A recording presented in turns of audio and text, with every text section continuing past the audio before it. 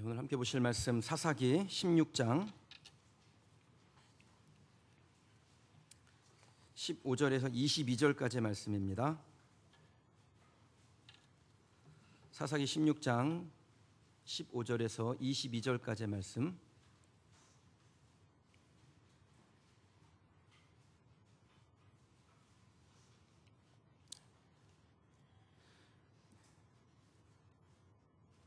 사사기서 16장 15절에서 22절까지의 말씀 제가 봉독하겠습니다. 들릴라가 삼손에게 이르되 당신의 마음이 내게 있지 아니하면서 당신이 어찌 나를 사랑한다 하느냐. 당신이 이로써 3번이나 나를 희롱하고 당신의 큰 힘이 무엇으로 말미암아 생기는지를 내게 말하지 아니하였도다 하며 날마다 그 말로 그를 재촉하여 졸음에 삼손의 마음이 번뇌하여 죽을 지경이라. 삼손이 진심을 드러내어 그에게 이르되 내 머리 위에는 삭도를 대지 아니하였나니 이는 내가 모태에서부터 하나님의 나시린이 되었음이라. 만일 내 머리가 밀리면 내 힘이 내게서 떠나고 나는 약해져서 다른 사람과 같으리라 하니라. 들릴라가 삼손이 진심을 다 알려주므로 사람을 보내어 블레셋 사람들의 방백들을 불러 이르되 삼손이 내게 진심을 알려주었으니 이제 한 번만 올라오라 하니 블레셋 방백들이 손에 은을 가지고 그 여인에게로 올라오니라. 들릴라가 삼손에게 자기 무릎을 베고 자기하고 사람을 불러 그의 머리털 7가닥을 밀고 괴롭게 하여 본즉 그의 힘이 없어졌더라. 들릴라가 이르되 삼손이여 블레셋 사람이 당신에게 들이닥쳤느니라 하니 삼손이 잠을 깨며 이르기를 내가 전과 같이 나가서 몸을 떨치리라 하였으나 여호와께서 이미 자기를 떠나신 줄을 깨닫지 못하였더라. 블레셋 사람들이 그를 붙잡아 그의 눈을 빼고 끌고 가사에 내려가 놋줄로 매고 그에게 옥에서 맷돌을 돌리게 하였더라. 그의 머리털이 밀린 후에 다시 자라기 시작하니라. 아멘. 상실의 시대를 끝내라 7번째 시간입니다. 이제 새 옷을 입으라 라는 제목으로 함께 하나님의 말씀 나누도록 하겠습니다. 그럼 교회에서 다툼이 일어나는 이유는 무엇일까요? 별거 아닙니다. 자기 의견을 굽히지 않기 때문에 그렇습니다. 자기 의견을 굽히지 않으면 교회 안에서 다툼이 일어나죠. 교회뿐이겠습니까? 여러분 가정 안에서도 마찬가지입니다. 아내와 남편이 자기의 의견을 굽히지 않으면 반드시 다툼이 일어나게 됐습니다. 성인 군자와 살지 않는 한. 내가 옳다라고 생각하는 것을 주장하면 그렇게 되죠. 그 옳은 의견을 관철시키기 위한 것이 교회를 사랑하는 것이라고 생각하고 거기에 매달리기 시작하면요, 그 교회를 사랑하는 마음 때문에 교회가 힘들어지는 겁니다. 교회가 시끄러워지고 냉랭하게 된다면 여러분 그 옳은 의견, 내가 교회를 사랑하고 이것이 옳다라고 생각한 주장한 그 의견이 이게 옳은 거 맞습니까? 그 사람 교회 사랑하는 거 맞습니까? 아니면 자기의 소견을 사랑하는 것입니까? 우리 교회는 아직까지 한 번도 싸움이 일어난 적이 없습니다. 제가 보면은 뭐 싸우신 분이 없어요. 예. 인격이 좋은 분들이 많으시죠. 저는 우리 교회가 쭉 계속해서 서로가 서로를 잘 들어주고 경청하고 돕고 격려하고 섬기는 교회가 되기를 주님의 이름으로 축원합니다. 근데 지금까지는 아주 인격들이 훌륭하셔서 싸운 일이 없었습니다. 발톱을 감추고 계신지 모르겠지만 아무튼 그런데요, 교회 주인이 예수 그리스도라는 사실, 그 공식이 깨어지면 그 교회는 더 이상 무늬만 교회지 진짜 교회는 아닙니다. 사사기서 핵심 구절이 뭡니까? 21장 25절 맨 마지막 말씀이에요. 그때 이스라엘이 왕이 없으므로 각기 사람들이 자기 소견에 옳은 대로 행하였더라.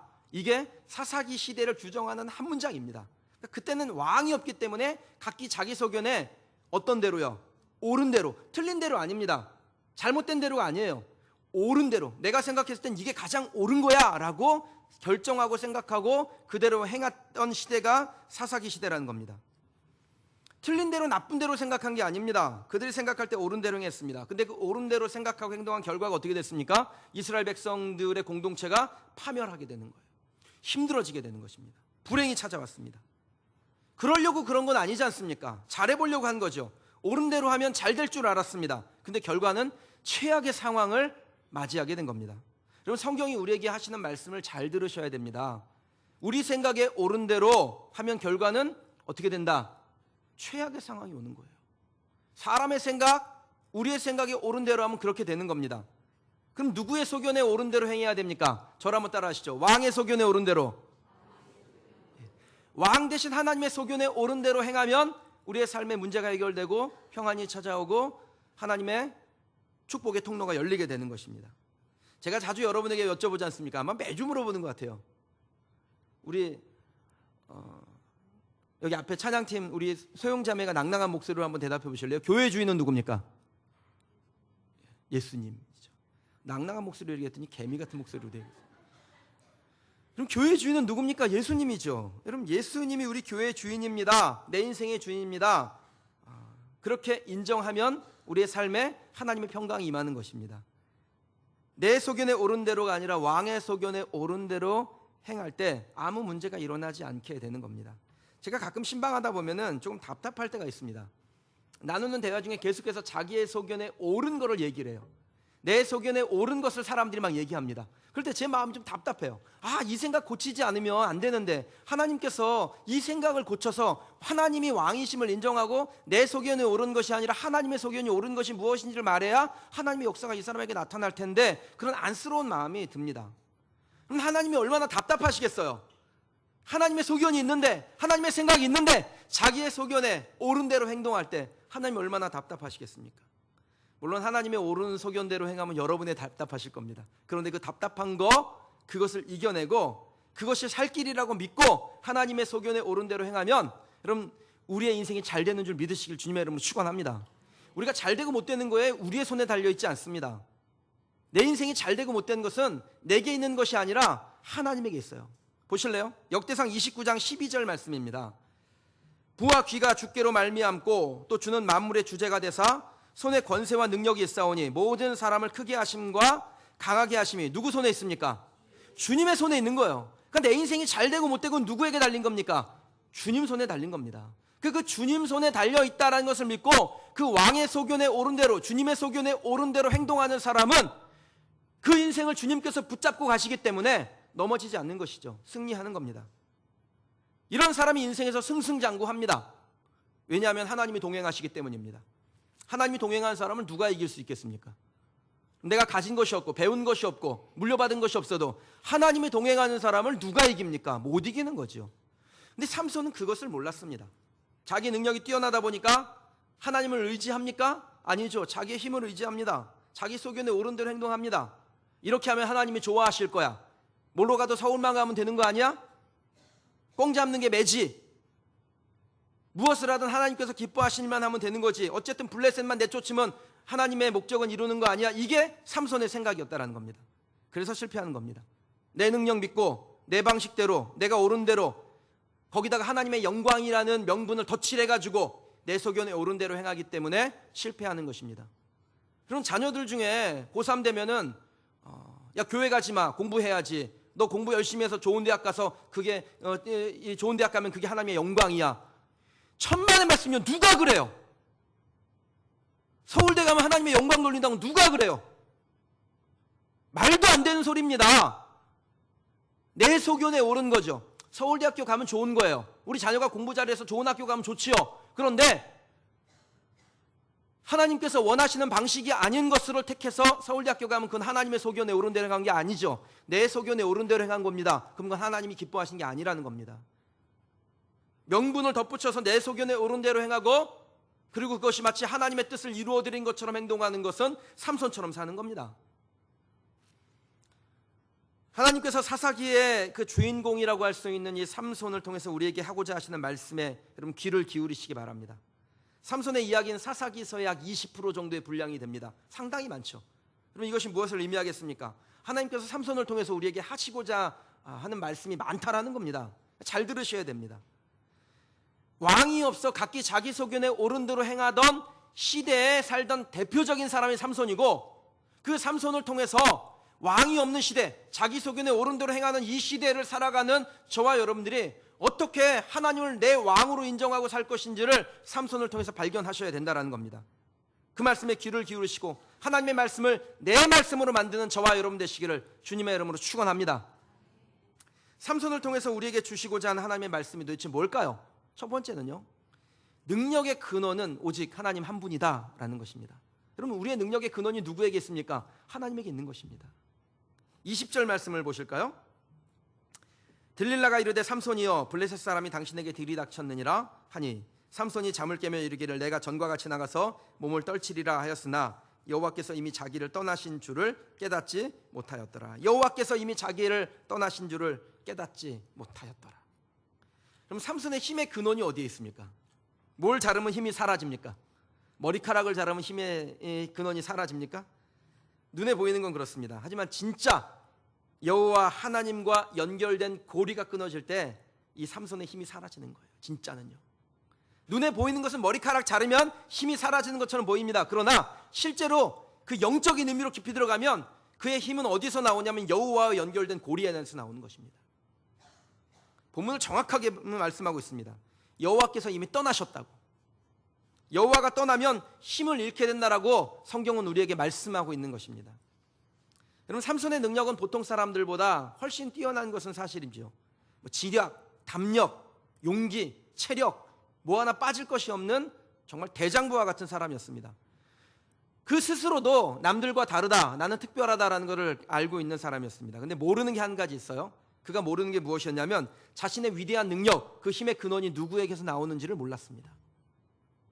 그가 가지고 있는 그 힘의 근원이 하나님에게서 나온다는 걸 모르는 거예요. 그 사실을 망각했습니다. 어떻게 알 수 있을까요? 17절에 보면 이 들릴라에게 삼손이 자기의 힘의 근원이 어디에 있냐면 머리카락에 있다라고 말합니다. 그래서 들릴라에게 자기의 머리를 밀면 나의 힘이 사라져 보통 사람처럼 된다고 알려주게 되지요. 실제로 들릴라가 삼손의 머리를 자르니까 그의 힘이 사라져 버렸습니다. 22절 이후의 말씀에 보면 삼손이 이제 머리카락이 막 자랍니다. 그리고 다 자란 다음에 그 다곤의 신전의 기둥을 무너뜨려서 블레셋 사람들을 많이 죽이고 그도 목숨이 이제 끊어지게 됩니다. 그래서 우리는 착각하죠. 역시 머리카락이었어. 머리카락이 있어야 힘이 나는 거야. 이렇게 착각을 하죠. 아닙니다. 분명히 아닙니다. 삼손의 힘은 머리카락에서 나오는 게 아니에요. 그가 하나님을 하나님으로 인정할 때, 여호와 하나님을 나의 왕으로 인정했을 때 힘이 주어지는 것입니다. 하나님이 함께해야 능력이 나오는 것이지, 하나님이 떠난 자리에는요 아무리 머리카락이 많이 자라도 과거의 영광만 남아있을 뿐입니다. 그 영광이라도 남아있으면 다행이죠. 그 영광이 떠난 자리에 무엇이 남습니까? 치욕이 남는 거예요. 교인 중에 간혹 이런 말씀을 하시는 분들이 있습니다. 목사님, 제가 40일 철야했더니 하나님께서 이런 기적을 베풀어 주셨어요. 목사님, 제가 11조를 딱 작정했더니 하나님께서 그거에 10배도 넘게 부어주셨어요. 잘하셨습니다. 40일 철야기도 하신 거 잘하신 거예요. 11조 작정하신 거 잘하신 거죠. 하지만 그것 때문에 기적이 일어나는 거 아닙니다. 그럼 40일 철야 작정했다고 기적이 일어날 것 같으면 100일 하세요. 마늘도 드시면서. 더 좋은 거 아닙니까? 11조 작정했다고 기적이 일어날 것 같으면 여러분 10에 2조 하십시오. 그럼 더 좋은 거 아니에요? 그것 때문에 기적이 일어나는 것이 아니라 그러한 행위를 하게 된 동기, 내가 내 하나님을 인정하는 그 믿음의 태도, 그 믿음의 자세에서 하나님의 기적이 일어나는 것입니다.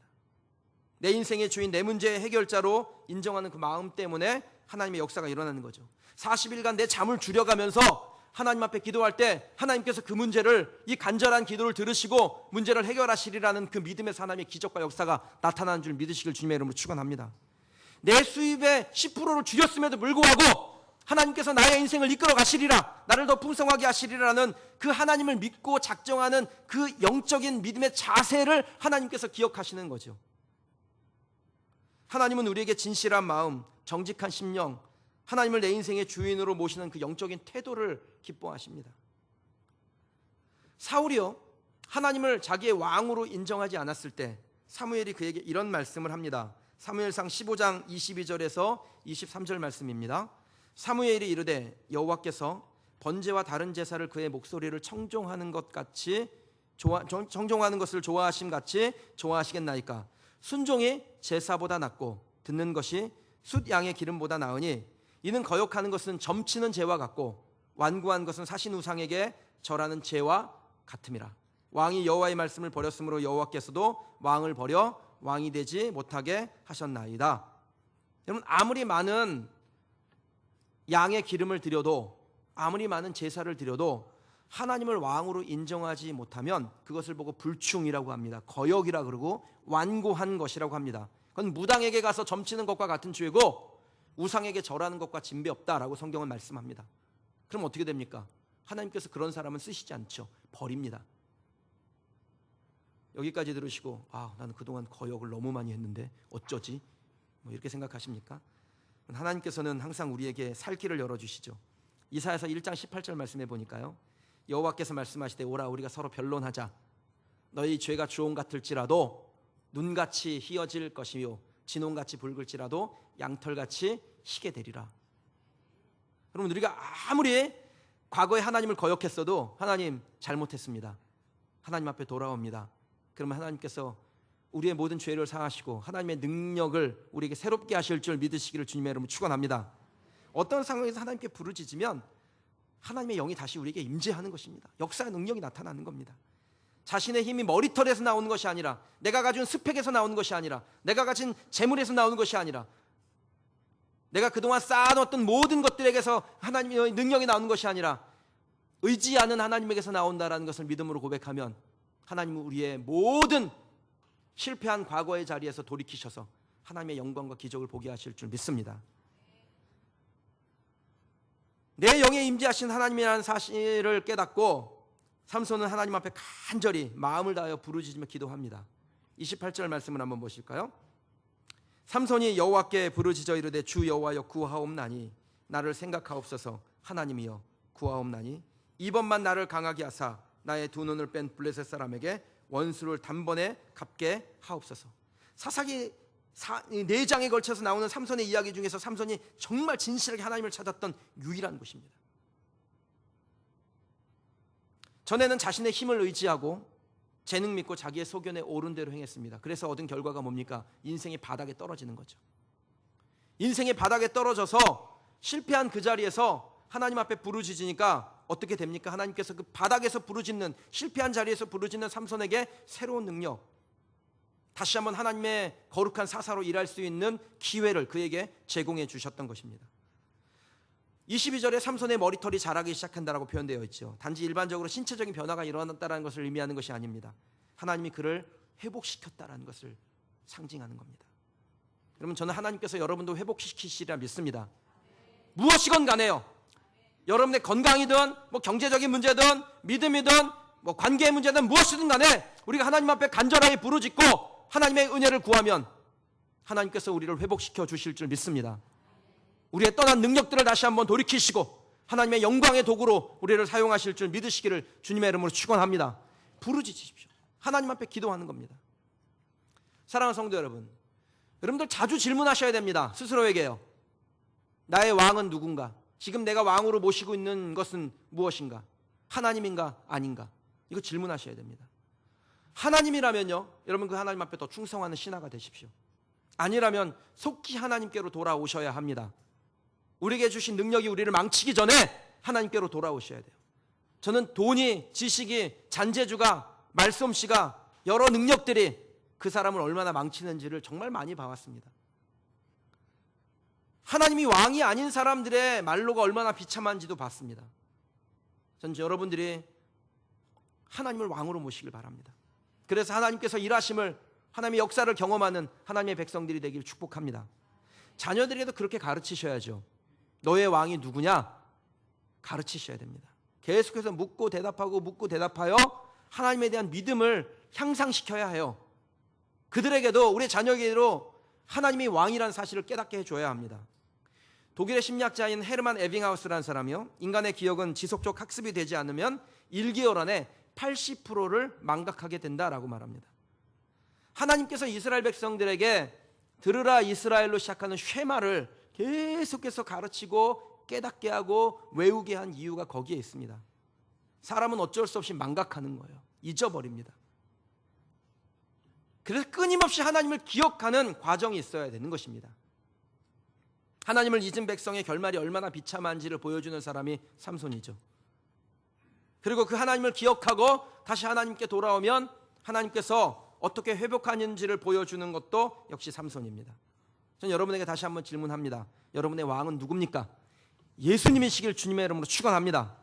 여러분의 능력의 근원은 누구에게 있습니까? 예수님에게 있다라고 믿음으로 고백한 저와 여러분 되시기를 주님의 이름으로 축원합니다. 그 고백을 하면 하나님께서 돌이키실 줄 믿습니다.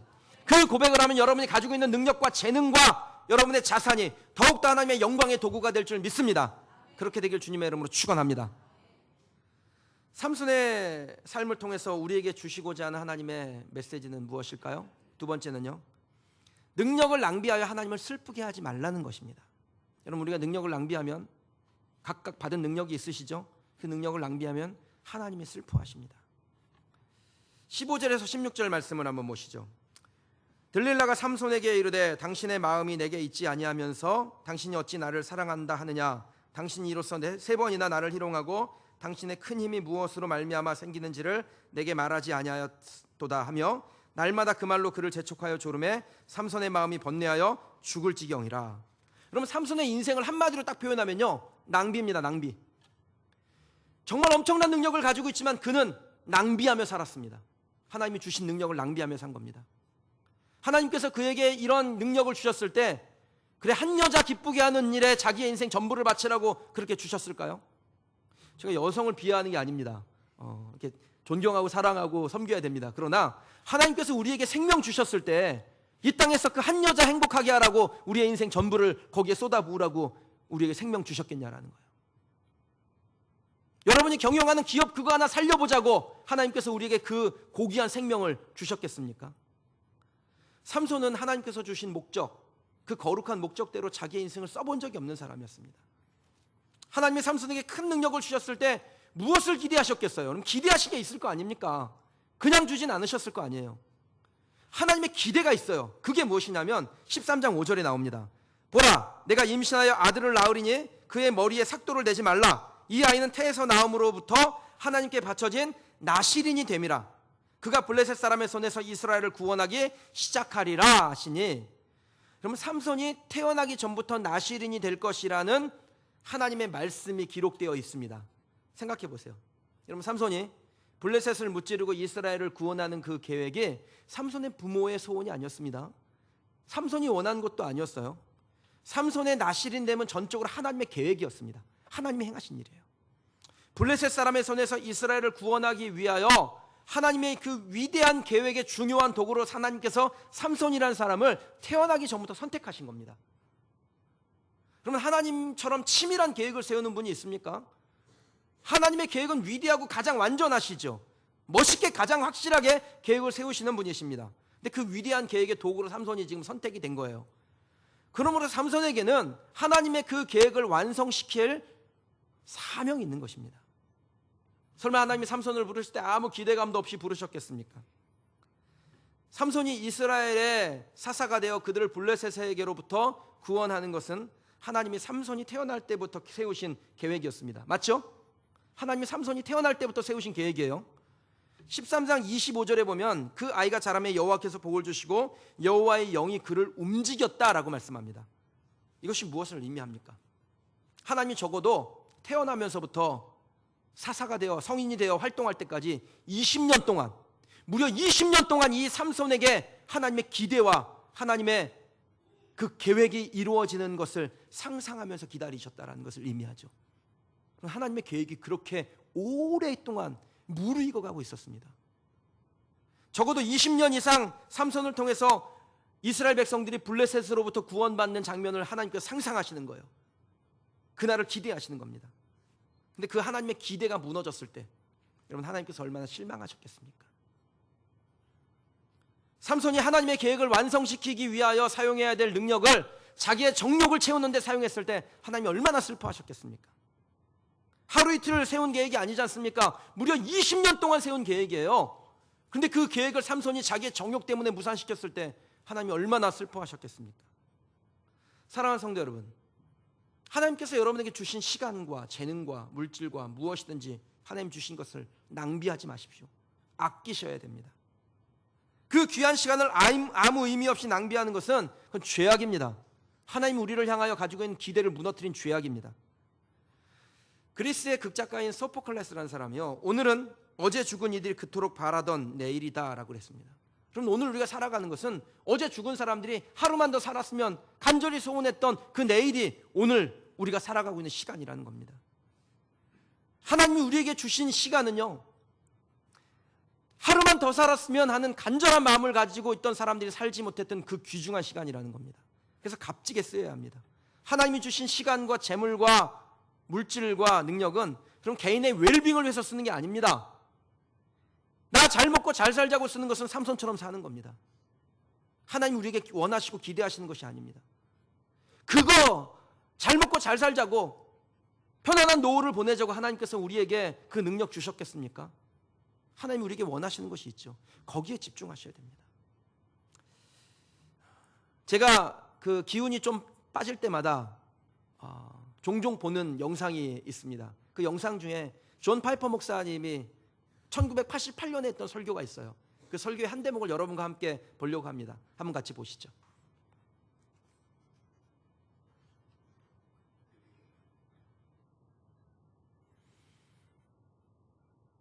You don't have to know a lot of things in order to make a huge difference for the Lord in the world. But you do need to know a few things that are great and be willing to live for them and die for them. People that make a difference in the world are not people who have mastered a lot of things. They are people who have been mastered by a very few things that are very, very great. If you want your life to count, you don't have to have a high IQ and you don't have to have a high EQ.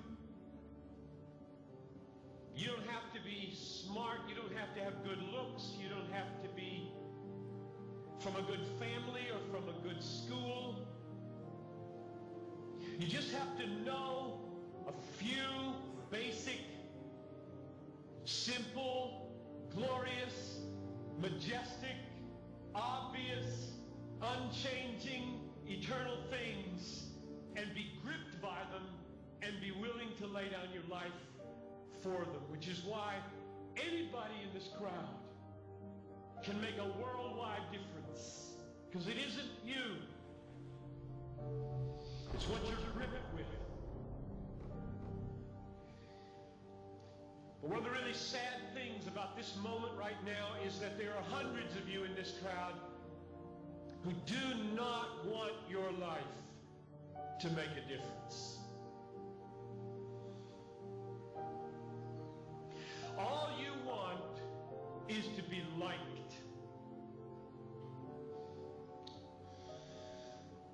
Maybe finish school, get a good job, find a husband or a wife, a nice house, a nice car, long weekends, good vacations, grow old healthy, have a fun retirement, die easy, no hell, and that's all you want. You don't give a rip whether your life counts on this earth for eternity. That's a tragedy in the making. That is a tragedy in the making. About 3 weeks ago, we got news at our church that Ruby Eliason and Laura Edwards were killed in Cameroon. Ruby Eliason, over 80, single all her life, a nurse, poured her life out for one thing: to make Jesus Christ known among the sick and the poor in the hardest and most unreached places. Laura Edwards, a medical doctor in the Twin Cities, and then in retirement, partnering up with Ruby, also pushing 80, and going from village to village in Cameroon. And the brakes give way. Over a cliff they go, and they're dead instantly. And I asked my people, is this a tragedy?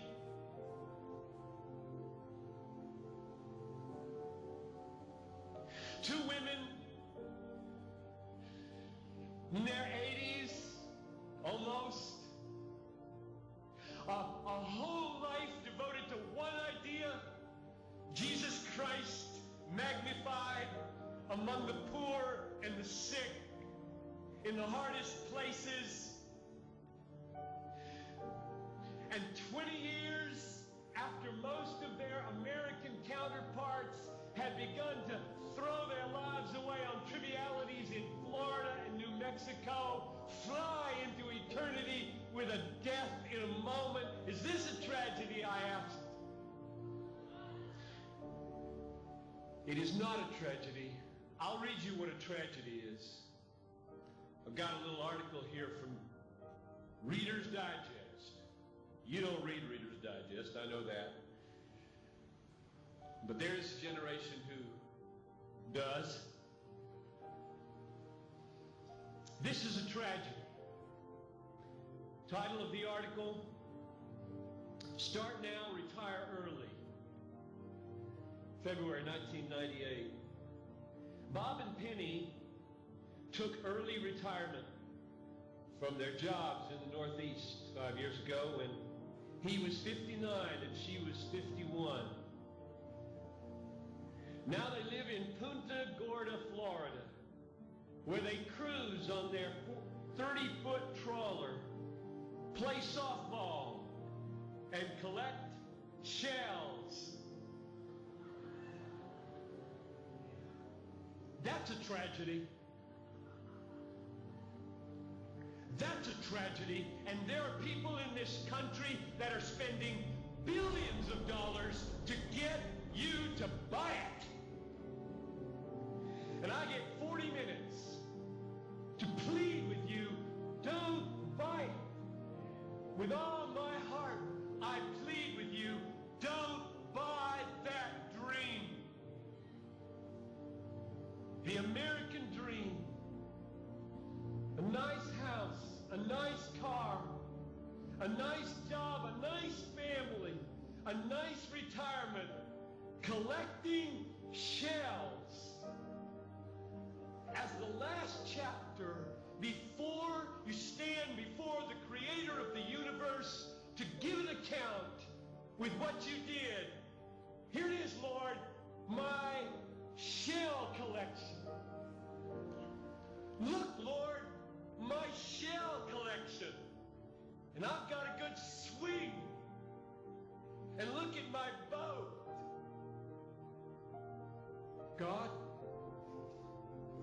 look at my boat, God. Well, not for Ruby and not for Laura. Don't waste your life. Don't waste it. 삼손은 들릴라의 배신으로 해서 머리카락이 잘려나갑니다. 힘의 근원을 잃었다라고 생각했죠. 믿었던 한 여인에게 배신을 당한 거, 이 비극입니까? 비참한 겁니까? 그럼 더 비극이 뭔지 아세요?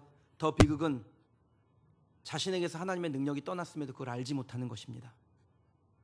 내게서 하나님의 영이 떠났는데 하나님의 영이 떠난 것을 알지 못하는 것이 비극입니다.